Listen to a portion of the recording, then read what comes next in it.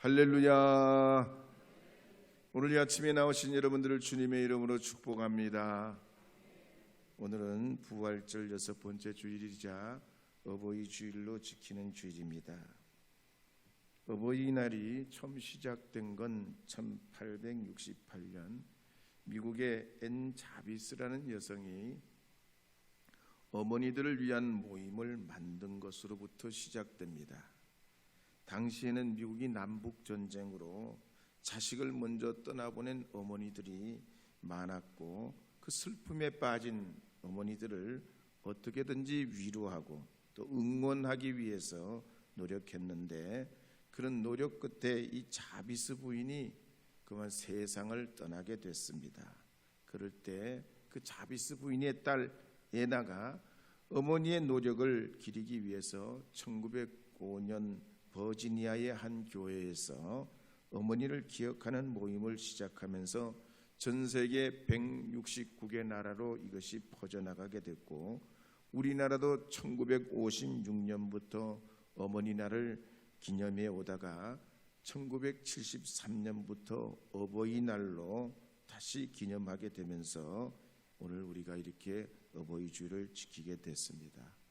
연로하신 어르신들 또 어버이 되신 여러분들 또 먼저 주님의 품에 들어가신 우리 어머니 아버지 모든 가정들이 이 어버이 주일을 통해서 하나님의 거룩한 주의 은혜와 축복이 자녀 후손들에게 함께하는 그런 주간이 되고 축복이 되는 여러분 가정 여러분 개인들이 되시기를 바랍니다. 저는 오늘 요한복음 14장 15절에서 21절 말씀을 중심으로 세상을 향한 부활 증인이라는 제목으로 하나님의 말씀을 선포하려 합니다. 요한복음 14장부터 16장까지 말씀은 예수님께서 골고다를 지시기 전에 제자들에게 마지막으로 당부했던 말씀의 내용들입니다. 그래서 지난 주일에는 예수님께서 떠나시게 된다고 할 때 제자들이 큰 근심에 빠질 때 근심하지 말라. 내가 곧 길이요 진리요 생명이요 부활이라 하시면서 그들을 권면하신 내용을 통해 살폈습니다. 이제 오늘은 계속해서 주님께서 두 번째로 제자들에게 권면하신 나를 사랑하면 나의 계명을 지키라. 보혜사 성령을 통해 너희와 영원토록 함께 있게 하리라 하셨습니다. 요한복음 14장 15절 16절 읽어보겠습니다. 너희가 나를 사랑하면 나의 계명을 지키리라. 내가 아버지께 구하겠으니 그가 또 다른 보혜사를 너희에게 주사 영원토록 너희와 함께 있게 하리니. 아멘. 예수님께서는 계명 중에 계명인 이 사랑을 몸소 실천해 보이셨습니다. 33년의 공생애를 사시는 동안 마지막 십자가 위에서 죽임당하시고 또 3일 만에 부활하시고 하늘로 올려가시기까지 하나님 사랑, 이웃 사랑을 우리에게 실천해 보이셨습니다. 그럴 때 사도 바울과 같은 늦게 예수님을 만난 사람도 예수님의 이와 같은 사랑을 기억하고 고린도전서 13장 13절에 선포하기를 믿음, 소망, 사랑 이 세 가지는 항상 있을 것인데 그 중에 제일은 사랑이라 했습니다. 이처럼 성경에서 말씀하시는 이 사랑은 항상 예수님의 사랑에 우리가 본받을 수 있고 이 예수님 사랑의 특징은 희생을 동반하는 감동이 있단 말입니다. 그래서 예레미야서의 예레미야 선지자는 이 사랑을 말할 때 동시에 함께 항상 쓰는 말이 있는데 인자함입니다. 다른 말로 자비요 또 다른 말로 하자면 은혜입니다. 그래서 예레미야서 31장 3절에 보면 이렇게 기록하는 말씀이 있습니다. 함께 읽어보겠습니다. 옛적에 여호와께서 나에게 나타나사 내가 영원한 사랑으로 너를 사랑하기에 인자함으로 너를 이끌었다 하였노라. 그래서 주님의 사랑은 항상 자비, 인자하심, 은혜가 함께 동반되어서 이 사랑을 더욱 사랑되게 합니다.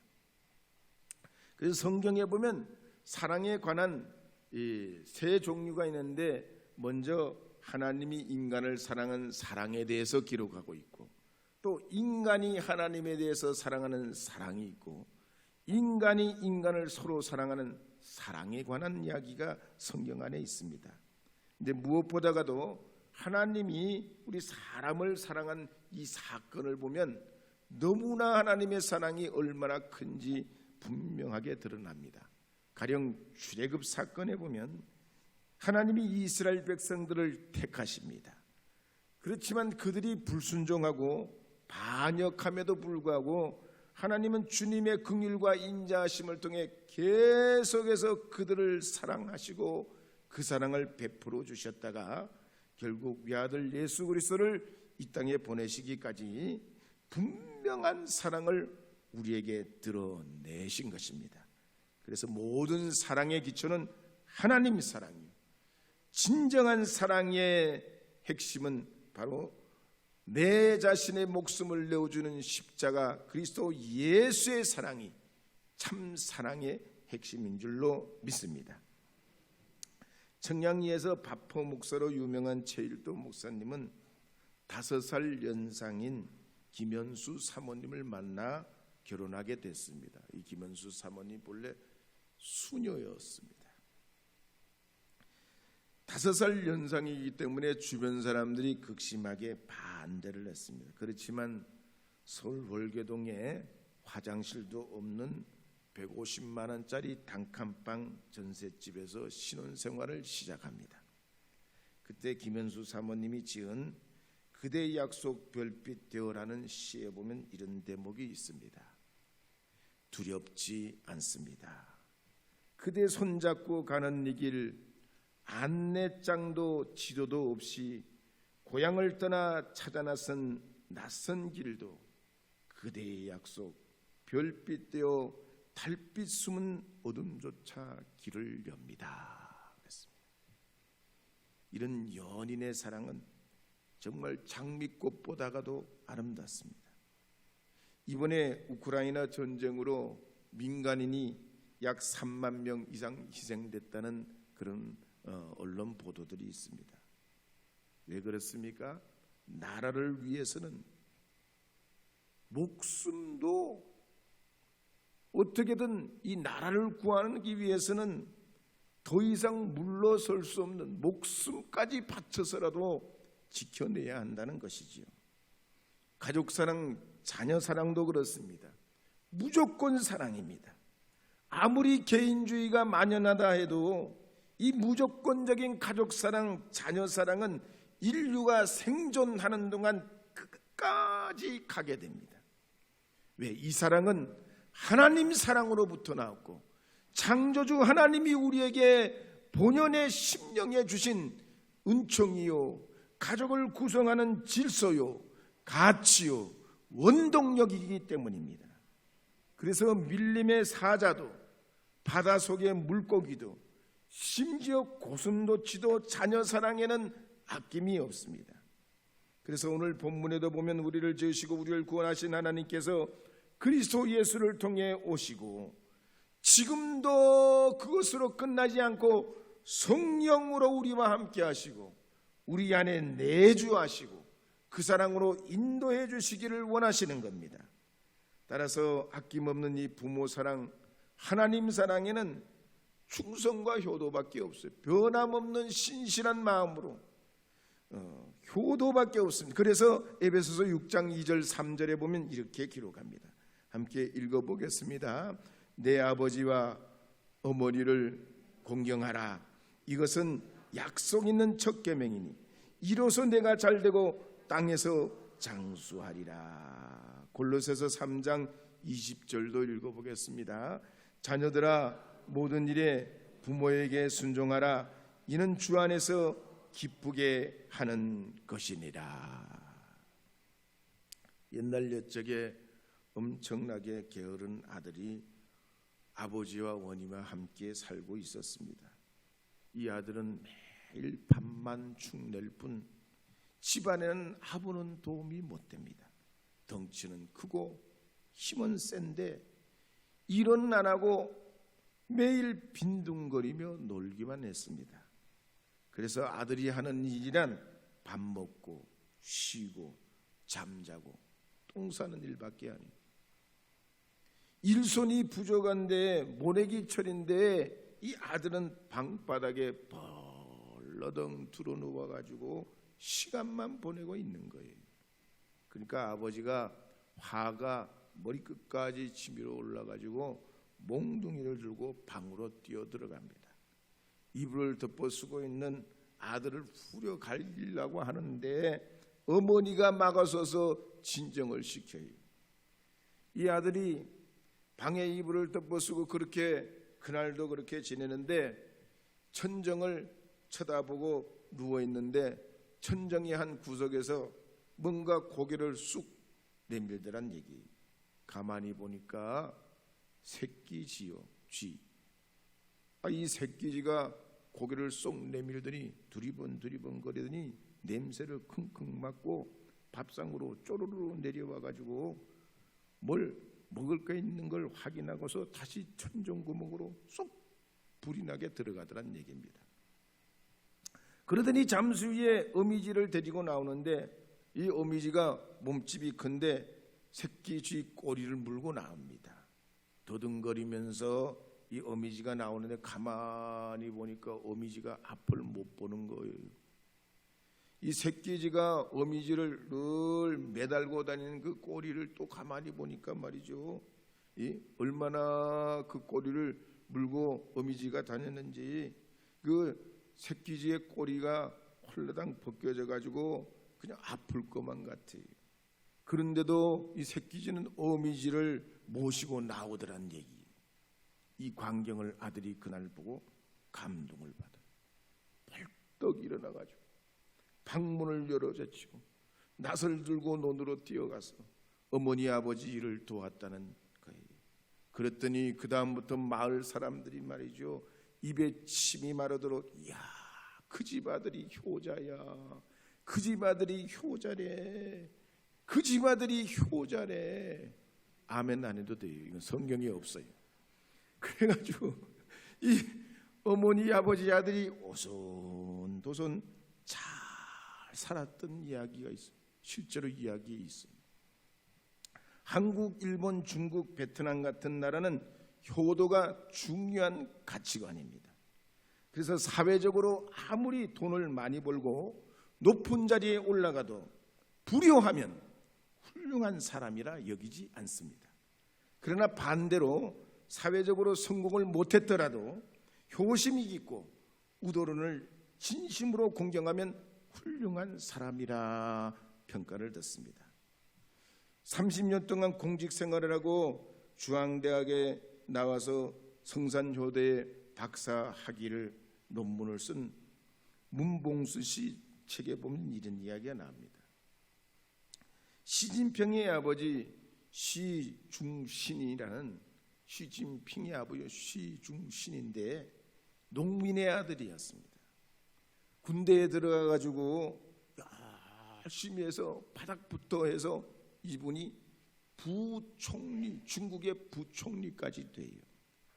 그런데 항상 정치라는 게 그렇잖아요. 잘 나갈 때도 있지만 이 정치를 하루아침에 뒤집어지는 수도 있는 거예요. 이 시진핑의 아버지가 바로 그런 경우를 경험해요.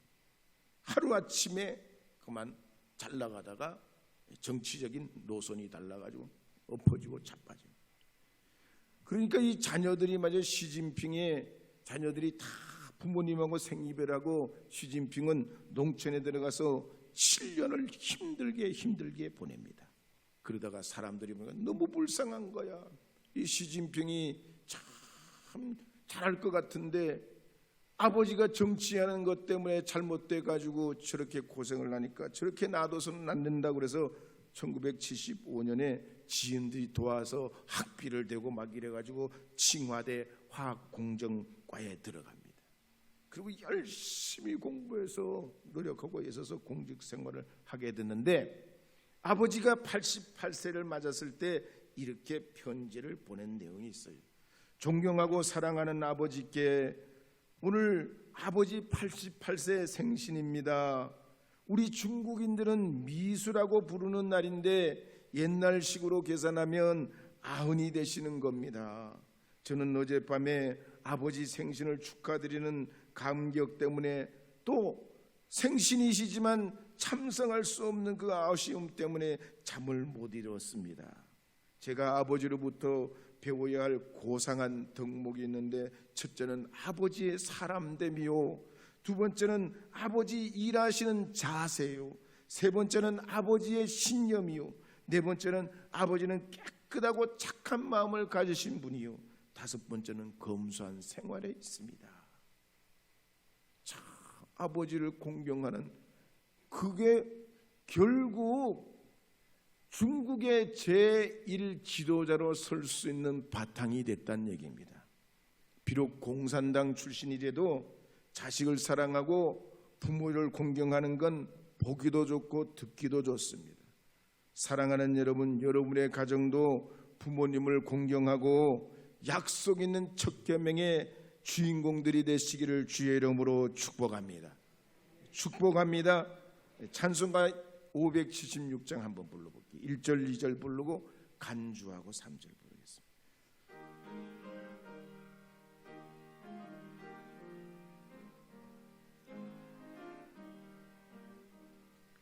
하나님의 뜻을 따라 낳은 생명, 알을 세라 다칠세라 가슴 조이며, 갖은 수고 온갖 고생 모두 다, 어머니는 지성으로 나를 키우셨네. 잘 자라서 이 세상에 소금이 되고, 어서 커서 모든 세상 빛이 되라고. 자나깨나 오직 한맘 빌고 또 빌도, 어머니의 기도 소리 잊지 못하겠네.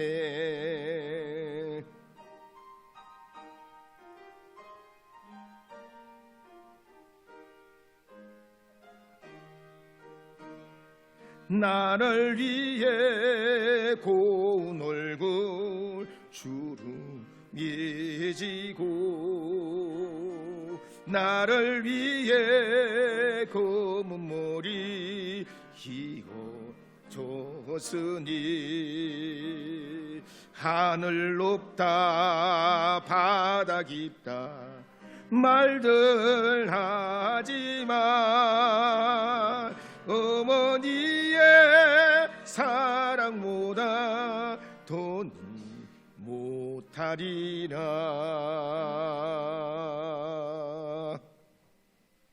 요한복음 14장 18절에서 20절 말씀 계속 읽어보겠습니다. 내가 너희를 고아와 같이 버려두지 아니하고 너희에게로 오리라. 조금 있으면 세상은 다시 나를 보지 못할 것이로되 너희는 나를 보리니 이는 내가 살아있고 너희도 살아있겠습니다. 그날에는 내가 아버지 안에 너희가 내 안에 내가 너희 안에 있는 것을 너희가 알리라. 오늘 성경에 보면 위대한 사랑에는 두 가지 특징이 있습니다. 첫째는 항상 함께 한다는 겁니다. 사랑하는 관계치고 떨어져서 영원히 이별하고 결별하는 경우는 없습니다.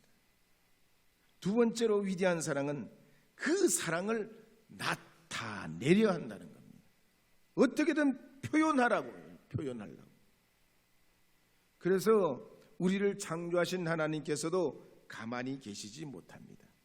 아브라함을 택하시고 모세와 여호수아를 세우셔서 약속의 땅으로 그들을 들이시고 사사를 세우시고 다윗과 선지자를 통해서 그 사랑을 나타내기를 원하셨어요. 그리고는 결국 예수 그리스도를 통해서 십자가 위에 우리 대신 죽으시고 누구든지 믿기만 하면 구원을 얻도록 자신을 온전히 나타냅니다. 그래서 사랑은 발동하는 힘이 있습니다.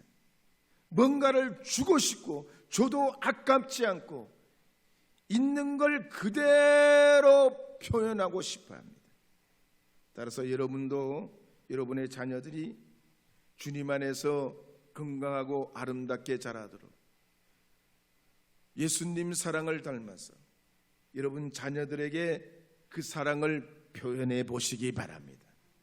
나타내 보이시기를 바랍니다. 어떻게 해야 됩니까? 함께 해야 된다는 거죠. 함께 해야 돼. 어떻게든 함께 하려고 해야 돼.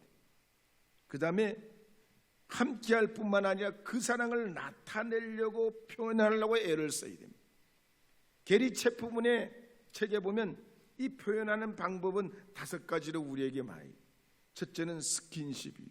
어릴 때부터 안아주고 닦아주고 씻어주고 손잡아주고 도닥여주고 축복해주는 거예요. 스킨십이 있어야 돼요. 사랑한다고 멀리서 바라보는 건 이거는 사랑의 표현이 부족합니다. 두 번째로 인정하는 말입니다.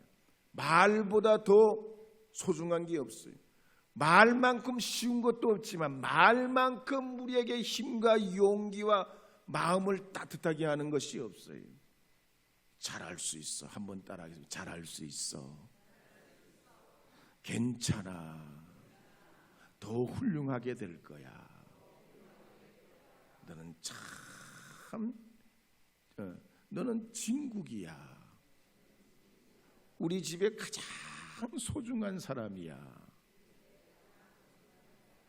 여러분 그렇게 늘 인정하는 말씀을 해주시면 여러분의 그 인정하는 말로 여러분의 자녀가 건강하고 훌륭하게 자랄 줄로 믿습니다. 세 번째는 함께하는 시간을 보내라고 그랬어요. 이 5월의 가정의 달에 여러분 어버이날 또 혹은 어린이날 통해서 여러분 가족들 만나시고 나지만 어떻게든 가능하면 말이죠. 주일날 가능하면 아니면 한 달에 한 번이라도 어떻게든 가족들이 만나서 서로 주님 안에서 한 가족임을 주님 앞에 감사하는 시간을 보내실 수 있기를 바랍니다. 근데 스킨십도 하고 인정하는 말도 하고 함께하는 시간도 보내지만 네 번째 사랑을 표현하는 건 선물이라고 그랬어요. 선물. 마음을 담은 진정한 그 선물을 돈의 값어치에 상관없이 그 사랑을 표현해 주는 것이 서로 사랑을 나타내는 거라 그랬습니다. 다섯 번째는 봉사입니다. 헌신이에요. 희생이에요. 내가 자녀들 사랑하고 또 부모님을 공경하는 진정한 봉사가 있을 때 사랑이 더욱 사랑되게 되는 줄 믿습니다. 그래서 예수님께서는 우리를 사랑하시되 하늘 우편에만 계신 것이 아니고 성령을 통해서 지금도 우리 안에 오시고 우리와 함께 하시고 가르쳐 주시고 깨우쳐 주시고 위로해 주시고 눈을 열어 주시고 기억나게 하시고 지혜를 주시고 분별하게 하시고 진리로 이끌어 주시는 줄 믿으시기 바랍니다.